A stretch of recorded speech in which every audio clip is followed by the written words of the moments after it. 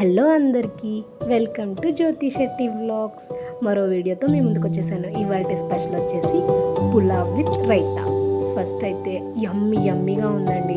తిన్న తర్వాత మీరు కూడా ఇలాగే రావాలంటే ఇలా చేసేయండి. ఈ ప్రాసెస్లో చేస్తే కంపల్సరీగా మంచి టేస్ట్తో వేడిగా సూపర్గా ఉంటుంది. ఫస్ట్ అయితే కుక్కర్లోకి నెయ్యి వేసుకొని జీడిపప్పు వేయించుకొని పక్కన పెట్టేసుకోవాలి.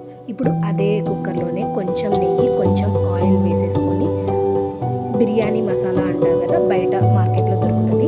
సో ఇవన్నీ కలిపి బిర్యానీ మసాలా అంటారు. ఇదంతా మొత్తంగా వేసేసుకొని ఇందులో లవంగాలు, చెక్క, యాలక్కలు, అనాస పువ్వు, జీలకర్ర ఇలాంటివన్నీ ఉంటాయి. ఇది మంచిగా ఫ్రై చేసేసుకోవాలి. ఇప్పుడు ఇది మంచిగా ఫ్రై అయ్యాక కొంచెంగా అల్లం వెల్లుల్లి పేస్ట్ యాడ్ చేసేసుకొని అది మంచిగా ఫ్రై చేసుకోవాలి. ఇప్పుడు ఆనియన్స్ కూడా వేసుకొని మంచిగా ఫ్రై చేసేసుకోవాలి. ఇప్పుడు అందులోకి బిర్యానీ ఆకు కూడా యాడ్ చేసేసుకొని కొంచెంగా పచ్చిమిర్చి కూడా యాడ్ చేసేసుకోండి, స్పైసీ లెవెల్స్ పెరగడానికి. ఇప్పుడు ముందుగా వేపి పెట్టుకున్న కాజూస్ కూడా యాడ్ చేసేసుకొని కొంచెం కొత్తిమీర కొంచెం పుదీనా కూడా యాడ్ చేసేసుకోండి. ఫ్లేవర్ అనేది మంచిగా యాడ్ అవుతుంది. ఇప్పుడు టమాటోస్ కూడా యాడ్ చేసేసుకొని ఫ్రై చేసేసుకోవాలి. అవి ఫ్రై అయ్యాక కట్ చేసి పెట్టుకున్న ఆలు అండ్ కట్ చేసి పెట్టుకున్న క్యారెట్ని కూడా యాడ్ చేసేసుకోండి. అలాగే బీన్స్ కూడా యాడ్ చేసేసుకోండి. ఎంత వెజిటేబుల్స్ పడితే అంత టేస్టీగా ఉంటుంది. అలాగే బఠానీలు కూడా యాడ్ చేసేసుకోవాలి. ఇప్పుడు కొంచెం ఉప్పు కూడా యాడ్ చేసేసుకోండి సరిపడా. అలాగే కొత్తిమీర కూడా యాడ్ చేసేసుకోవాలి. గరం మసాలా లైట్గా యాడ్ చేసుకోండి, ఎందుకంటే ఫ్లేవర్స్ని మంచిగా ఇవ్వడానికి. ఇప్పుడు కొంచెం కారం. ఇప్పుడు ముందుగా నానబెట్టుకున్న 1.5 కప్ బాస్మతి రైస్ యాడ్ చేసుకోవాలి.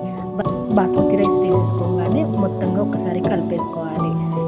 మొత్తం మసాలా అంతా పట్టేటట్టుగా బియ్యానికి ఒక్కసారిగా కలిపేసుకొని 1.5 కప్ బాస్మతి రైస్కి 3 కప్స్ వాటర్ వేసుకోవాలి. నేను ఇక్కడ 1 కప్ కొబ్బరి పాలు 2 కప్స్ వాటర్ వేసేసుకొని యాడ్ చేసేసుకొని మంచిగా ఒకసారి కలిపేసుకొని కొంచెంగా కొత్తిమీర పుదీనా కూడా పైన ఒక్కసారిగా యాడ్ చేసేసుకుంటే రెడీ, మన పులావ్ రెడీ.